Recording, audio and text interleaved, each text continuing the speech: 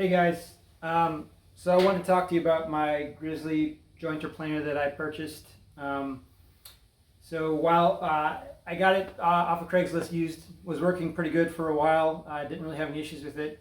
But then one day it kind of jammed up and then I smelled this burning rubber smell. And when I opened up the drive assembly, I saw that the contact wheel had been gouged by this chain. The chain slipped off the sprocket and put a huge gouge in this rubber contact wheel that drives the top part, the planer portion of the jointer planer. So I did a series of 6 videos trying to repair this. I ordered maybe $300 in new parts directly from Grizzly to try to fix it. I replaced pretty much every piece of this drive assembly that I could, and I still kept on getting this issue with the contact wheel. I'm not the contact wheel, excuse me, the chain and the sprocket. So the chain kept on kind of coming off the sprocket. It's subtle but noticeable.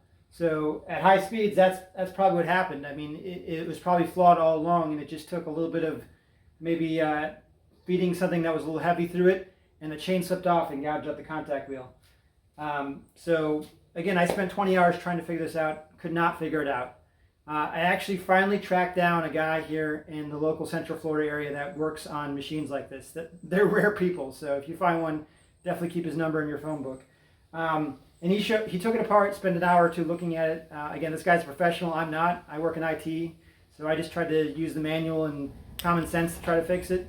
But this guy's seen it all before, and he showed me something that just kind of blew my mind, something so simple. He took the chain and the sprocket off, and he just did this for me. And there you go. See that? That should not happen. This should not skip off the sprocket if this thing was machined correctly. That's what he told me. So I'm going to show this video to Grizzly, hoping that they can help me out here, because I've already spent, granted I didn't buy this new from them, but I've already given them $300-400 in parts. And you would expect that you buy a new part, that it's machined to the specifications, to, the tolerances that are needed to make this machine operate.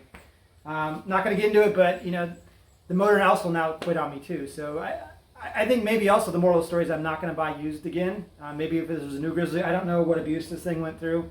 Maybe the previous owner didn't treat it well, and then it was, he demonstrated for me it was working fine, but it's kind of one of those things like a car you drive off the used dealer lot and the radiator starts leaking. So again, hoping Grizzly can help me out here. I want to like the products. I thought it was a good jointer planer when it was working. It did a really nice job. I love the heel head on it. But right now, if you asked me if I was going to buy a Grizzly product today, I'd have to say no. I mean, I like to buy American. I know that these things are probably machined over in Taiwan like Lagoon and everybody else, but still, an American company. Want to support them, hoping they can help me out. Thanks.